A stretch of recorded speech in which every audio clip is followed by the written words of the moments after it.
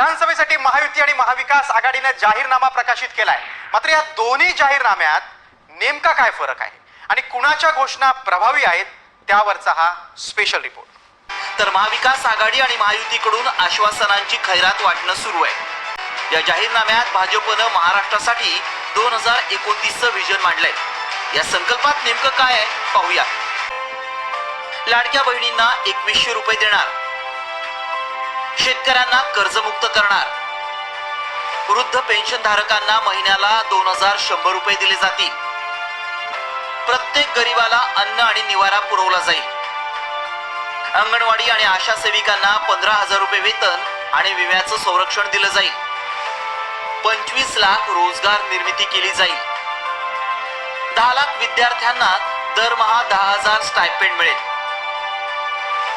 जीवनावश्यक वस्तूंच्या किमती स्थिर ठेवण्यात येतील। सरकारच्या स्थापनेनंतर 100 दिवसांच्या आत व्हिजन महाराष्ट्र 2029 सादर केलं जाईल।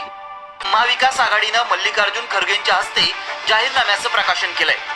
या जाहीरनाम्यात नेमकं काय ते देखील पाहूया। महिलांना प्रति महिना 3,000 रुपये देण्यात येतील, शेतकऱ्यांचं 3 लाखांपर्यंतचं कर्ज माफ केलं जाईल, सुशिक्षित बेरोजगारांना प्रति महिना 4,000 रुपये भत्ता दिला जाईल, सरकारी कर्मचाऱ्यांना जुनी पेन्शन देण्यात येईल, सरकारी रुग्णालयात मोफत औषधं देण्यात येतील, 6 घरगुती गॅस सिलेंडर प्रत्येकी 500 रुपयात दिलं जाईल, महिला लहान मुलांसाठी निर्भय महाराष्ट्र धोरण राबवण्यात येईल, लघु उद्योजकांसाठी स्वतंत्र मंत्रालय असेल, महिलांना बस प्रवास मोफत करण्यात येईल, तसंच जीवनावश्यक वस्तूंच्या दरावर नियंत्रण ठेवण्यात येईल।